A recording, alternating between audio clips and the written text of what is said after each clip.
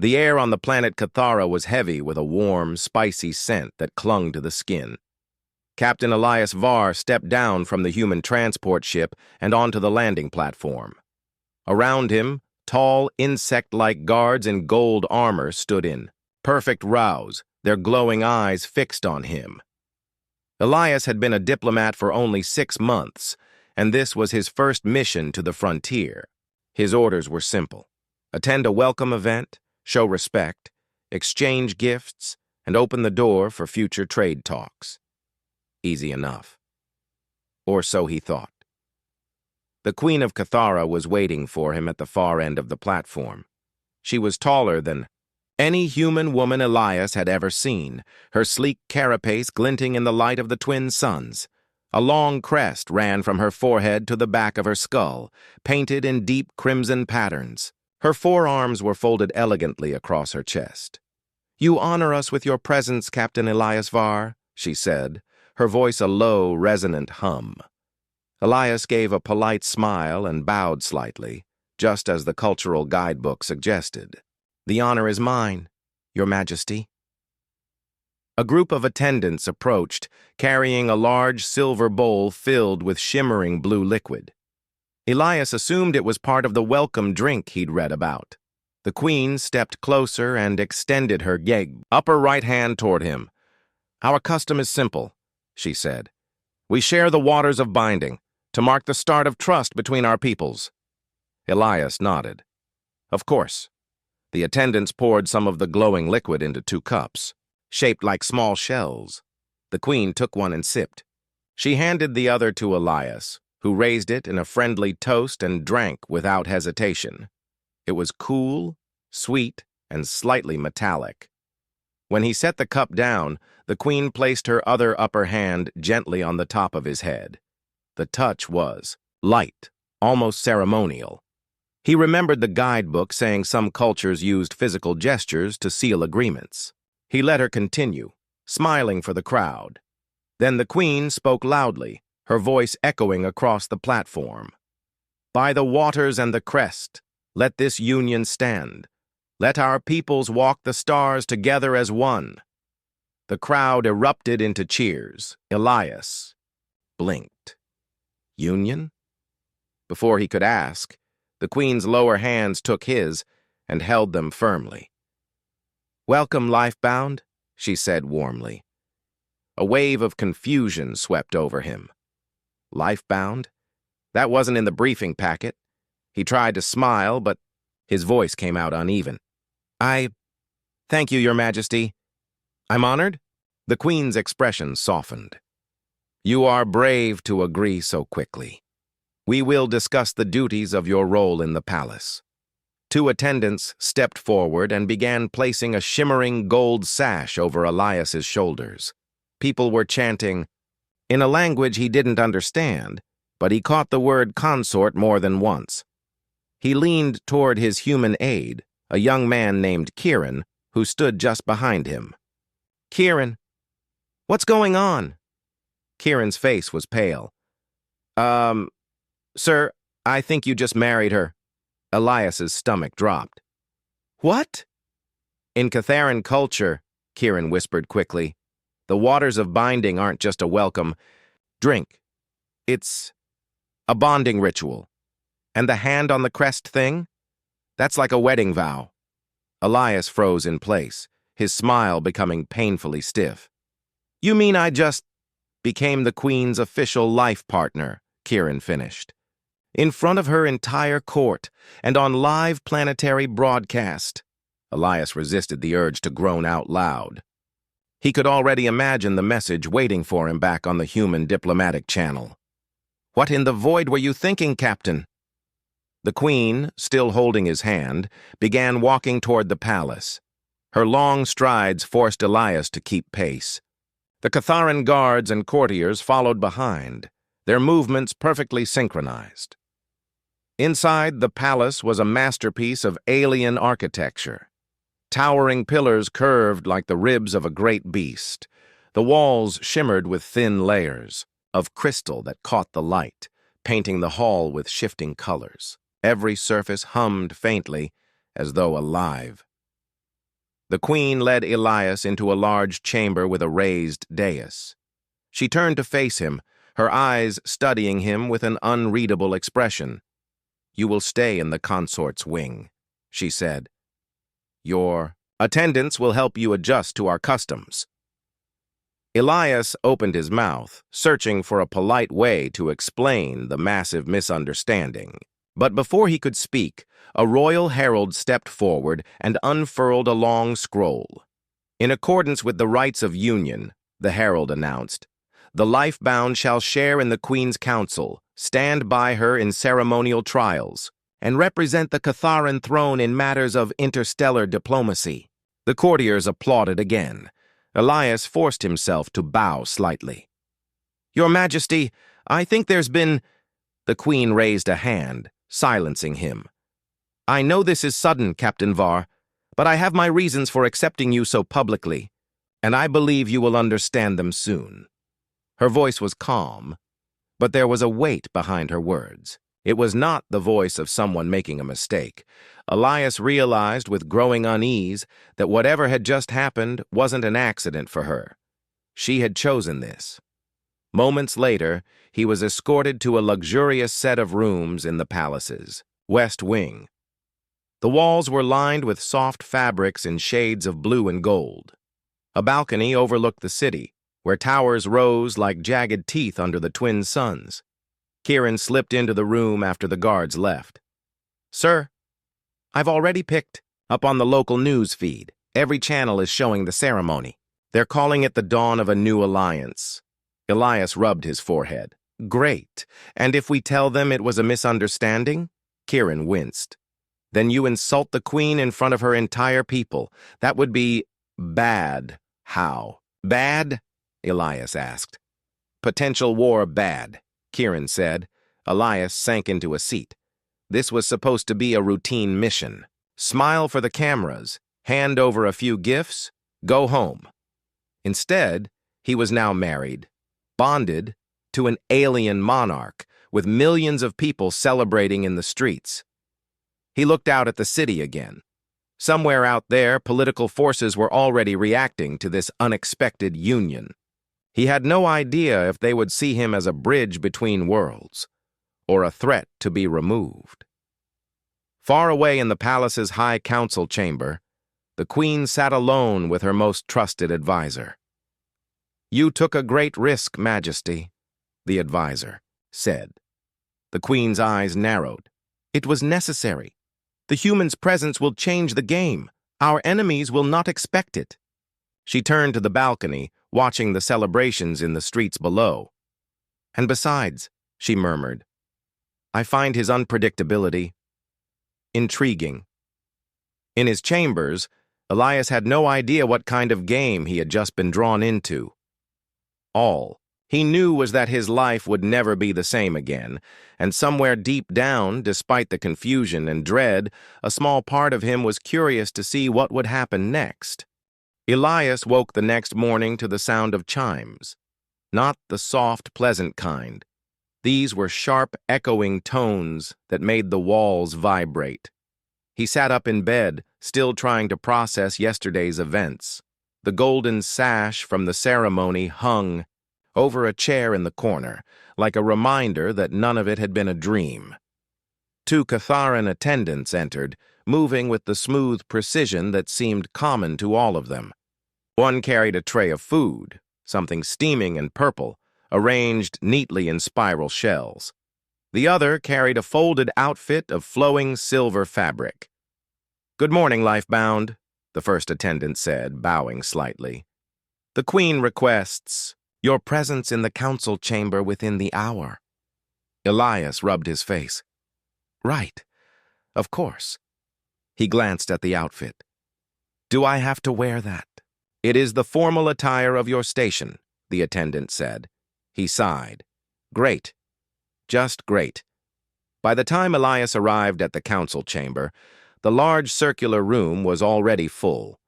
The Queen sat at the center on a raised seat, her crest painted fresh with crimson and gold. Around her, Catharan nobles in elaborate armor and robes watched him enter. Their expressions were difficult to read. but he could feel the weight of their stares. The queen motioned for him to stand beside her. "Today," she said, her voice carrying across the chamber, "we welcome Captain Elias Var, now lifebound, of Cathara. His insight will serve our throne in the days ahead." There was polite applause, though not all of it sounded genuine. One noble, a tall male with dark green markings, stepped forward. "Majesty, with respect, this union was sudden. Many of us do not yet see how it benefits Cathara." The queen's eyes narrowed slightly. "Lord Senval, you will see soon enough. The captain has skills that our people lack." Elias forced himself to smile and nod, though he had no idea what skills she meant. His diplomacy training? His ability to drink weird glowing water without choking? The queen continued the meeting, discussing trade routes, military patrols, and something about unrest on the colony moons. Elias stood quietly, trying to follow the alien political terms. He caught occasional glances from the nobles, some curious, some cold. When the meeting ended, the queen gestured for him to walk with her. Guards followed at a respectful distance as they moved through a long, crystal-lined hallway. "You handled yourself well," she said. "I didn't say anything," Elias replied. "Exactly," the queen said. "Sometimes silence is the best defense. You are new to our court, and the less you reveal now, the more they will wonder." Elias gave her a sideways look. "Is this all part of your plan? Because I have to be honest, I'm still not sure what my role is here. I didn't exactly plan to marry into your monarchy." The queen's mouth curved in a faint alien smile. "I know, but I did plan it." That stopped him in his tracks.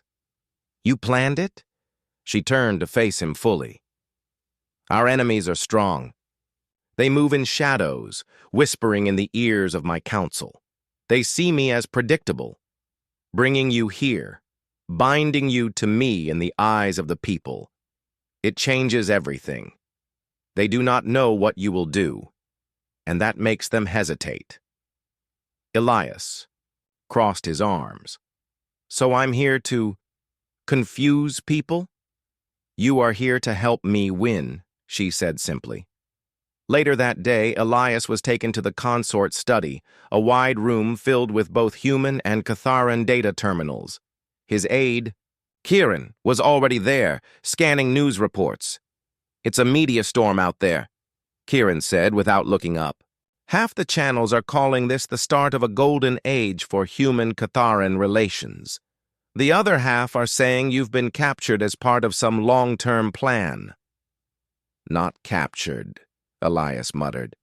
"More like recruited without consent." Kieran finally looked at him. "So what's the play here? Are we trying to back out of this?" Elias thought about it. "If I back out, it's war. If I stay, I'm in the middle of alien politics I barely understand." "That's not much of a choice," Kieran said. "No," Elias agreed. "But for now, we stay." The next week was a blur of formal dinners, strategy meetings, and endless questions from alien nobles. Some tried to charm Elias with gifts, rare, crystals, exotic foods, even an ornate blade that was apparently a symbol of trust. Others were openly hostile, making pointed remarks about outsiders influencing the throne. One evening, after a particularly tense dinner, Elias returned to his chambers to find a sealed message waiting on his desk. It was written in the trade language used between species. "Captain Var, if you value your life, leave Cathara. You are not welcome here. No name, no seal." Elias stared at it for a long time. The following morning, he brought the message to the queen. She read it, then calmly tore it in half.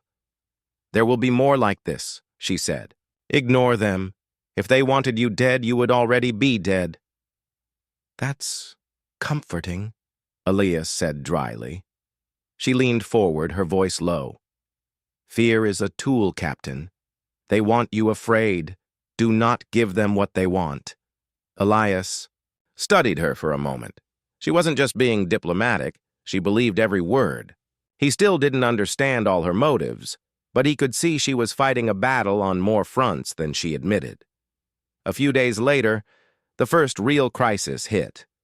A Catharan freighter on the outer trade route was attacked.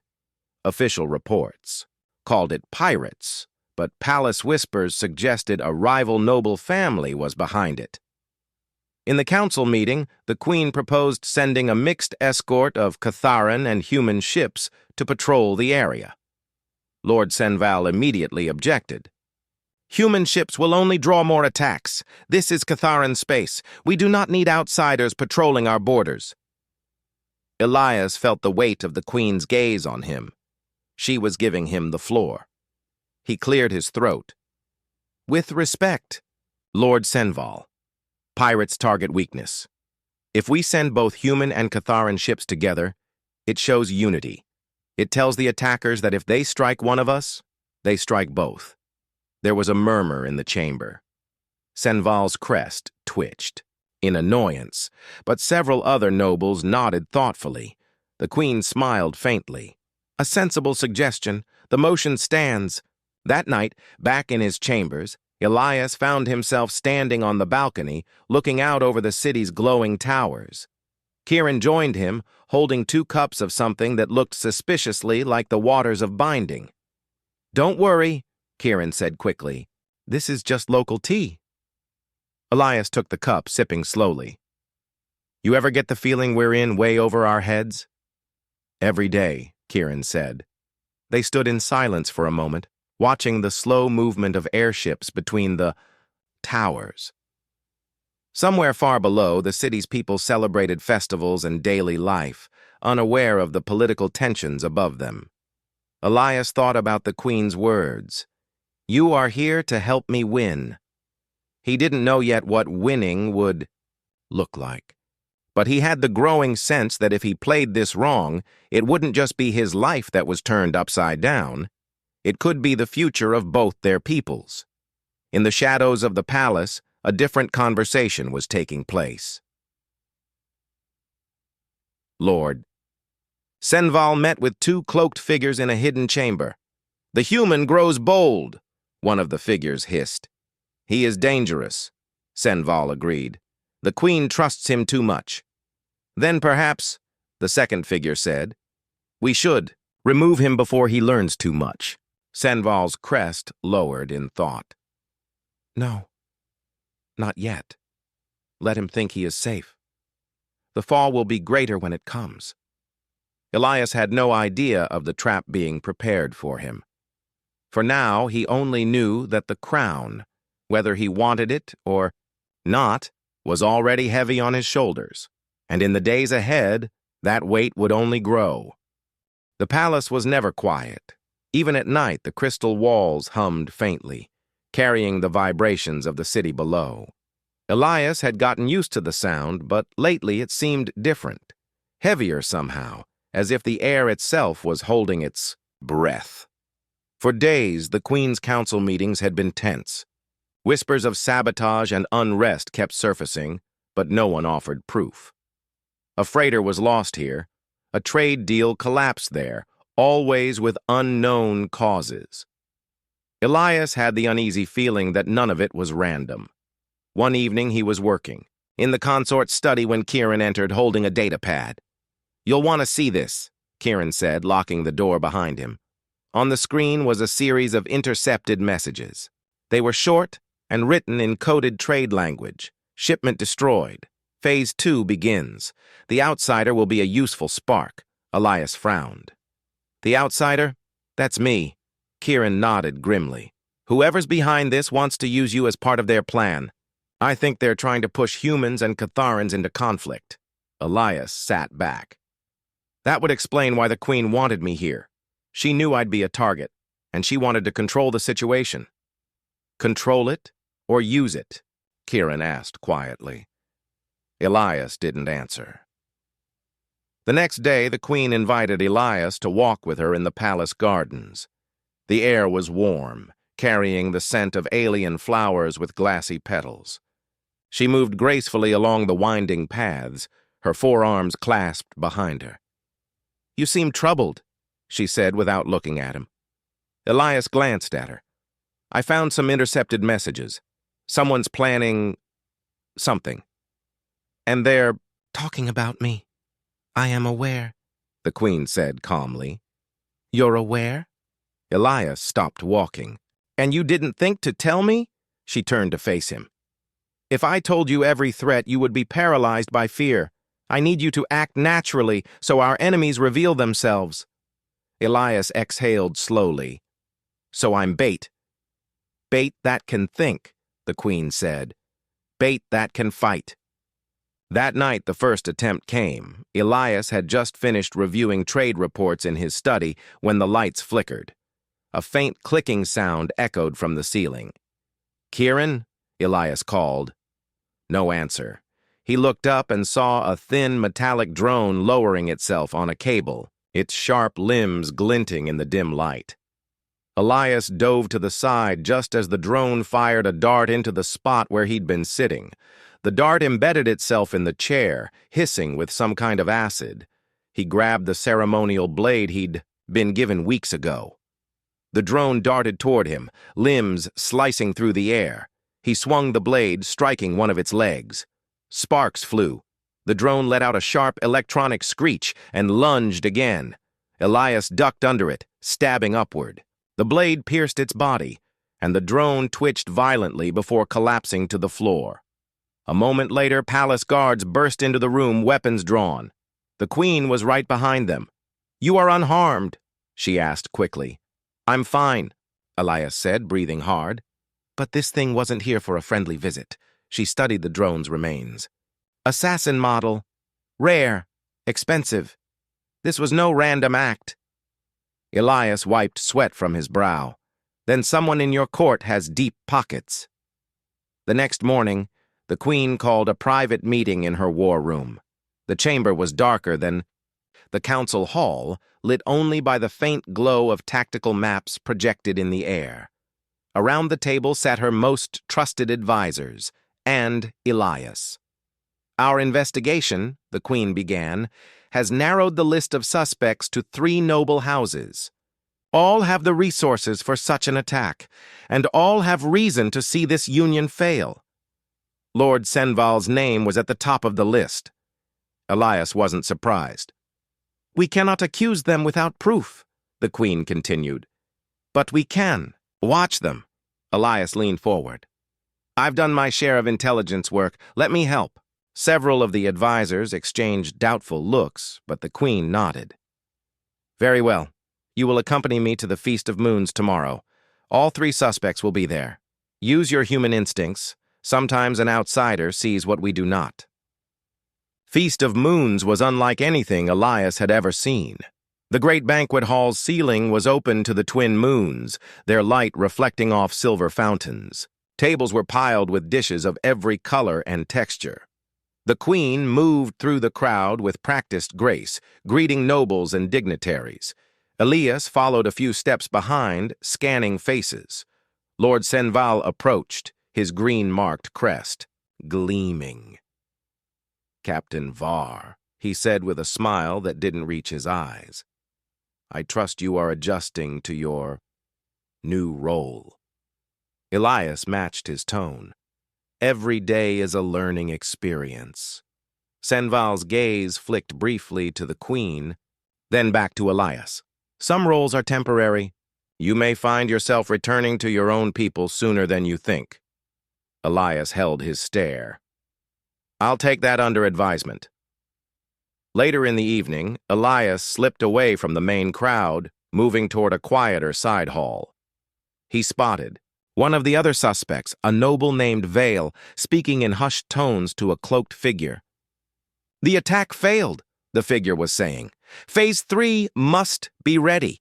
Vale hissed in annoyance. "It will be. The human will not survive the trials." Elias froze. "Trials? What trials?" Before he could hear more, the cloaked figure turned, slightly, and Elias caught a glint of metal under the hood. Another drone operator, maybe. He stepped back quietly, returning to the main hall before they noticed him. Back in his chambers that night, Elias relayed what he'd overheard to Kieran. "They're planning something called the Trials," Elias said, "and it sounds like I'm the main target." Kieran frowned. "If it's an official event, the Queen might already know about it." "Yeah," Elias said, "but I'm starting to wonder if she knows everything about the danger, or if she's letting it happen for a reason." The next morning, the Queen summoned him. "There is something you should know," she said. "Our laws allow a noble to challenge the legitimacy of a union through the trial by stars. Both lifebound must compete together. If they fail, the bond is broken." Elias raised an eyebrow. "And I'm guessing someone has issued that challenge?" She nodded. "Lord Senval." Elias let out a dry laugh. "Of course he has." The Queen stepped closer. "These trials are dangerous, but if we win, it will silence our enemies, at least for a time." "And if we lose?" Elias asked. "Then you will be free," she said, "and I will be weakened." Elias studied her face. She was calm, but there was a glint in her eyes, a mix of resolve and something else. He took a slow breath. "All right, let's win then." Far away, in the shadows of a private chamber, Lord Senval met again with his cloaked allies. "They will not survive the trials," he said. "And when they fall, the throne will be mine to shape." The cloaked figure's voice was cold. "See that they do not return alive." Elias didn't know exactly what the trial by stars would involve, but he knew one thing for sure: whatever lay ahead would be the most dangerous test yet, and somewhere deep inside, a part of him was almost ready for it. The day of the trial by stars arrived with an eerie calm over the palace. The city's usual busy hum was muted, as if the people below sensed the importance of what was about to happen. In the grand courtyard, a huge crowd gathered, the twin, suns casting long shadows over the alien architecture. Elias stood beside the Queen on the raised platform. His heart beat faster than usual, not just because of the crowd, but because of what lay ahead. The trial by stars was an ancient Catharan tradition, a test of strength, trust, and intelligence between the lifebound. Win, and the union would be accepted by all. Lose, and the bond would be broken forever. The Queen's 4 arms rested lightly on her staff as she addressed the crowd. "Today we face a challenge to our unity and strength. The trial by stars will prove the bond between the lifebound Captain Elias Var and myself. Let all witnesses see our courage and resolve." Elias swallowed hard and glanced at the course laid out before them. The trial was a massive asteroid labyrinth in orbit around Cathara, a dangerous maze of floating rocks, twisting paths, and deadly traps. The goal? Navigate the labyrinth together and retrieve the Starstone, a glowing gem hidden at its center. Elias had heard the stories. Many who entered never returned. The labyrinth was not just a physical test. It was designed to push partners to the limits of their trust and cooperation. As the crowd quieted, the Queen stepped forward. "Are you ready, Elias?" He nodded, trying to mask his nerves. "Ready as I'll ever be." A shuttle waited for them at the edge of the courtyard. The Queen boarded first, her posture calm and regal. Elias followed, settling into the cramped cockpit next to her. The engines hummed to life, and the shuttle shot upward, breaking through the atmosphere and into the dark space beyond. The asteroid labyrinth floated silently in the void, lit by distant stars and the soft glow of Cathara's moons. The shuttle landed smoothly on a small platform at the labyrinth's edge. The door opened, and the pair stepped out into zero gravity, wearing light suits designed to help them move but still allow freedom. Their first challenge was to cross a field of floating rocks, some as small as baseballs, others larger than houses. The Queen took the lead, carefully pushing off from one asteroid to another with her multiple arms, demonstrating the agility of her species. Elias followed, adapting quickly. His human reflexes helped him avoid loose rocks and shifting debris, while his quick thinking found paths that even the Queen hadn't expected. Halfway through, they came to a narrow tunnel of spinning rock walls, designed to crush anything caught inside. Timing was crucial. Elias glanced at the Queen, who nodded slightly. "On my mark?" she said. Together, they darted through the tunnel, squeezing between the spinning walls. Elias barely avoided a crushing blow by twisting his body at the last second. When they reached the other side, Elias exhaled deeply. That was close. The Queen smiled faintly. Trust is everything. As they moved deeper, strange signals started interfering with their suit's sensors. The labyrinth was more than just rocks. It was rigged with traps and illusions designed to confuse and separate challengers. At one point, Elias found himself momentarily alone, separated by a sudden collapse of floating debris. He fought the rising panic, focusing on the Queen's voice guiding him through the comm link. "Look to your left, Elias. A narrow passage opens behind the large asteroid. Move quickly." He pushed off and grabbed hold of a jagged rock, pulling himself through. When he rejoined the Queen, she looked relieved. "Well done." They reached the center, a vast cavern filled with floating crystals, and in its heart, the starstone, glowing softly. But as Elias reached for it, alarms blared suddenly. An ambush. Figures emerged from hidden compartments. Rival nobles' guards, armed and ready, Elias grabbed the starstone, holding it tightly. "Prepare yourself," the Queen called. The fight was chaotic. The zero-gravity environment turned every move into a dangerous dance. Elias swung a makeshift club, fashioned from a broken asteroid fragment, using his human strength to disable one attacker. The Queen moved with precise strikes, her four arms fighting off two opponents at once. Despite the odds, they worked together flawlessly, covering each other and anticipating movements. When the last attacker fell, silence returned. Elias looked at the Queen, breathless but smiling. "We did it," she nodded. Together, their return to the palace was triumphant. The crowd erupted in cheers as the Queen and her lifebound descended the platform. The Queen spoke to the assembly. "The trial by stars has been passed. The bond between Captain Elias Var and myself is unbreakable. Let no one doubt our strength, the May." Nobles who had opposed them sat silently, their faces unreadable. Elias realized that his human instincts and adaptability had been a crucial part of their victory. The Queen's faith in him was not misplaced. Later that night, in the privacy of their chambers, Elias and the Queen talked. "You surprise me," the Queen said softly. "I guess humans aren't so predictable," Elias replied with a grin. She looked at him thoughtfully. "Your courage and quick thinking saved us both." Elias felt a strange warmth. Despite the danger and political games, he was beginning to understand why she chose him. "Whatever comes next," he said, "we face it together." The Queen reached out, placing a hand gently on his. Together. But far from the palace, shadows stirred. Lord Senval's plans had been foiled, but he was not finished. "We will find another way," he vowed. The game was far from over. The city of Cathara woke beneath twin suns, the light spilling over spires of shimmering crystal and polished stone. Word had spread fast. The trial by stars had been won.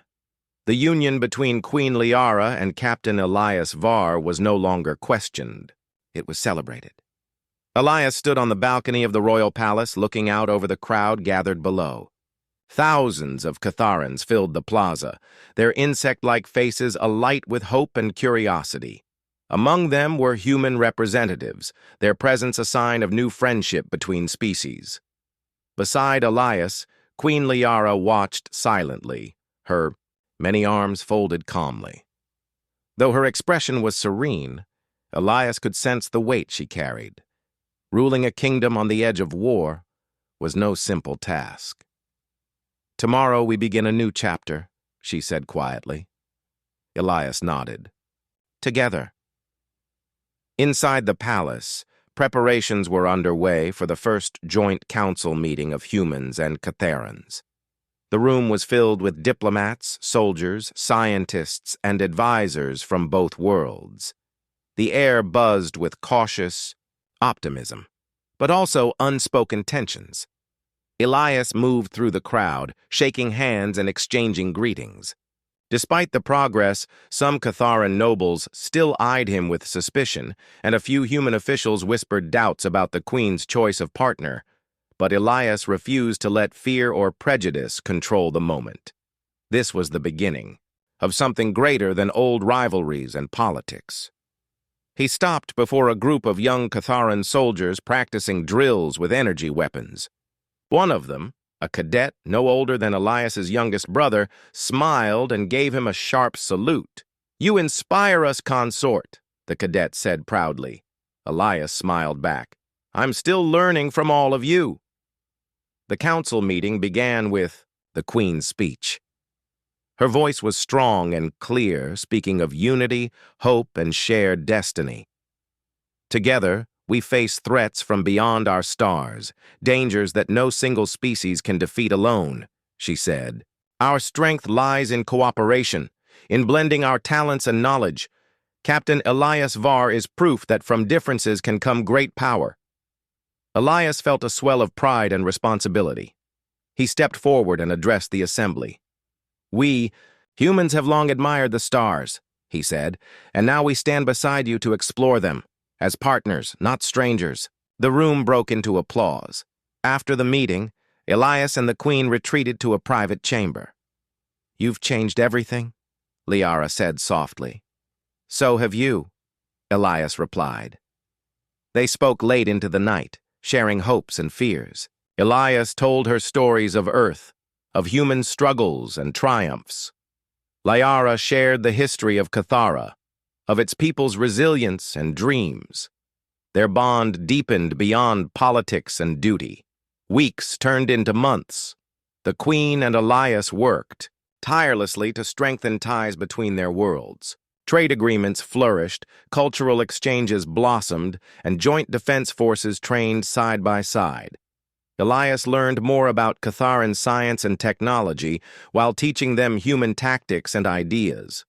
Together, they developed new strategies to protect their systems from external threats. But peace was never guaranteed. Shadows still lurked, old rivals, jealous nobles, and unknown enemies watching from the darkness. One evening, as Elias walked through the palace gardens, he found Liara studying the stars. "Do you ever wonder what lies beyond?" she asked. "Every day," he said. They stood silently, imagining the vast universe waiting for them. "Our union is a beacon," Liara said, "a light for others to follow." Elias reached for her hand. "Then let's make sure that light never goes out." As the first human Catharan starship prepared for its maiden voyage, Elias stood on the launch platform. The ship gleamed under the suns, a symbol of unity and hope. Liara stood beside him, her eyes shining with pride. "May this be the beginning of an era where our peoples walk the stars together," she said. Elias smiled, feeling the weight of history on his shoulders, and the promise of a future they would build side by side. "Together," he said. In the council chambers, old enemies nursed their grudges, but even they could not deny the strength of the new alliance. Lord Senval's voice was weaker now, his plots exposed and defeated. The power he sought slipped from his grasp, replaced by a fragile peace that held firm, for now. The accidental union that had once upended Elias's life had become the foundation of a new reign, a reign where differences were strengths and Humanity's unpredictable spirit proved a powerful force among the stars. And as Elias looked to the horizon, he knew this was only the beginning.